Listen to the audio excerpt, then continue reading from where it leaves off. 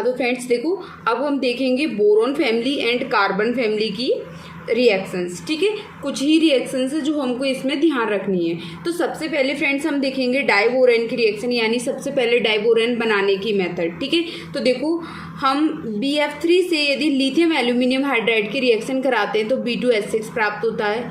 Sodium hydride से कराते हैं तो B2H6 प्राप्त होता है। इन दोनों को ध्यान रखना है। फिर देन फ्रेंड्स एक और सोडियम बोरोहाइड्राइड की यदि आयोडीन से रिएक्शन कराते हैं तो हमें डाइबोरेन प्राप्त होता है। ये लेबोरेटरी मेथड है डाइबोरेन बनाने की, आपको याद रखनी है, ये इंपॉर्टेंट है, आ सकती है पेपर में।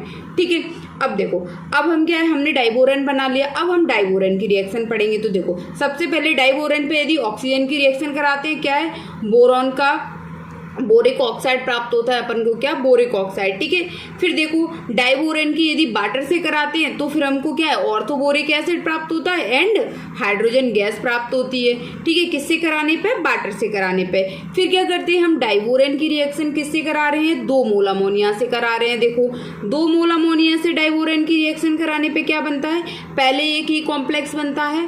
फिर क्या करते हैं फ्रेंड्स, हम देखो इस कॉम्प्लेक्स को हीट करते हैं और हमको B3N3H6 यानी इनऑर्गेनिक बेंजीन या बोराजोल या बोराजिन प्राप्त होता है। ठीक है, एक होती है ऑर्गेनिक बेंजीन, ऑर्गेनिक कौन सी, C6H6। ठीक है, ये होती है इनऑर्गेनिक बेंजीन।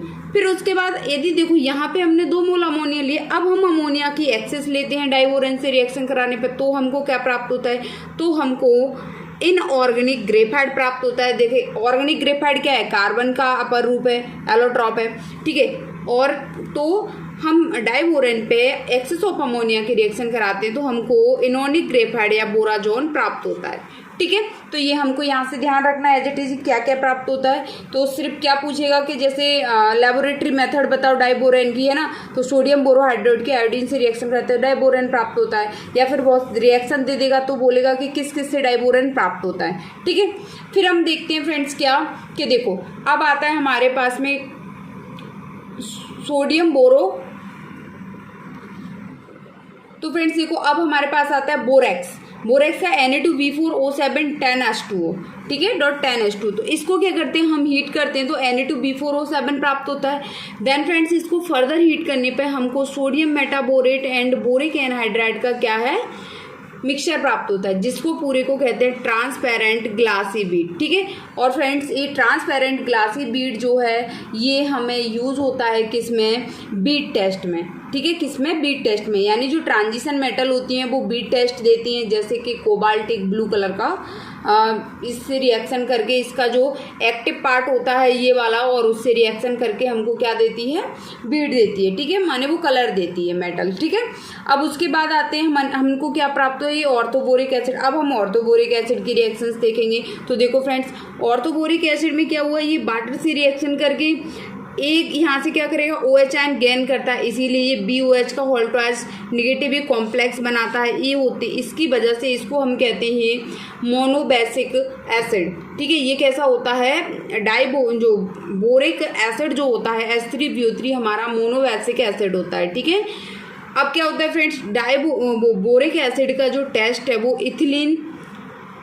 इथेनॉल से किया जाता है। तो इथेनॉल से हम जब इसकी रिएक्शन कराते हैं तो एथिल बोरेट प्राप्त होता है, जो कि एक ग्रीन कलर का कंपाउंड होता है। ठीक है, फिर उसके बाद आता है, देखो फ्रेंड्स और क्या है कि हम बोरिक जो एसिड है हमारा, है ना, बोरिक एसिड है, इसको ऑर्थोबोरिक एसिड भी बोलते हैं। इसके 100 डिग्री सेंटीग्रेड पे यदि इसको हीट करते हैं तो मेटाबोरिक एसिड प्राप्त होता है। फिर मेटाबोरिक एसिड को फर्दर और स्ट्रॉन्ग हीट करते हैं तो टेट्राबोरिक एसिड प्राप्त होता है। फिर और इसको हीट करते हैं तो हमको बोरिक एनहाइड्राइड प्राप्त होता है। ठीक है, तो इस तरीके से हमको टेम्परेचर बढ़ाते जाते हैं तो ये कंपाउंड हमको मिलते जाते हैं। तो वो ABCD करके आपसे पूछ सकता है, इसीलिए आपको ये सारी चीज़ें याद होनी चाहिए।